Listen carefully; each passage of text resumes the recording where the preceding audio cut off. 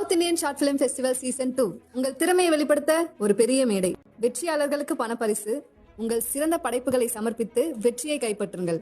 இது உங்கள் கனவை நினைவாக்கும் திருவிழா. கங்குவா திரைப்படத்தோட வாழ்நாள் இந்திய வசூலை ஓவர்டேக் செஞ்சிருக்கு மகாராஜா திரைப்படம். இதை பற்றி ரொம்ப டீட்டெயிலாக தான் பேச போகிறோம். அதாவது கங்குவா திரைப்படம் உலகம் முழுவதும் 270 கோடி ரூபாய் கலெக்ஷன் பண்ணி இருந்தது. இந்தியாவில் மட்டுமே 180 கோடி ரூபாய் வரைக்குமே கலெக்ஷன் பண்ணியிருக்கும் அப்படிங்கிற ரிப்போர்ட் கிடைச்சிருக்கு.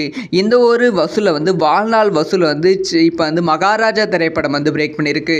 எஸ், மகாராஜா திரைப்படம் சாதாரண திரைப்படமாக தான் தமிழகத்தில் ரிலீஸ் ஆனது. ஸோ ரிலீஸ் ஆகி 100 நாட்கள் மேலே ஓடி 100 கோடிக்கு மேலே வசூல் வேட்டை மகாராஜா திரைப்படம் கொடுத்தது. அதனால் அந்த திரைப்படத்தை சீனாவில் ரிலீஸ் பண்ணாங்க. சீனாலையும் பயங்கரமான வசூல் வேட்டை மகாராஜா திரைப்படம் ஆகி கொண்டு இருக்கிறது. ஸோ இப்போ வரைக்கும் 80 கோடி ரூபாய், சீனாவில் மட்டுமே 80 கோடி ரூபாய் மகாராஜா திரைப்படம் கலெக்ஷன் பண்ணியிருக்கு. அதனால் உலகம் முழுவதும் இந்த திரைப்படம் 180 கோடி ரூபாய்க்கு மேலே கலெக்ஷன் பண்ணியிருக்கும் அப்படிங்கிற ரிப்போர்ட் கிடைச்சிருக்கு. அதனால் இந்திய வாழ்நாள் வசூல் கங்குவா திரைப்படத்தோட வசூல் பிரேக் பண்ணியிருக்கு. மிக விரைவில் கங்குவா திரைப்படத்தோட உலக அளவில் வாழ்நாள் வசூல் பிரேக் பண்ணிடும் அப்படின்னு சொல்லி கணிப்புகள் வெளியாகி கொண்டு இருக்கு.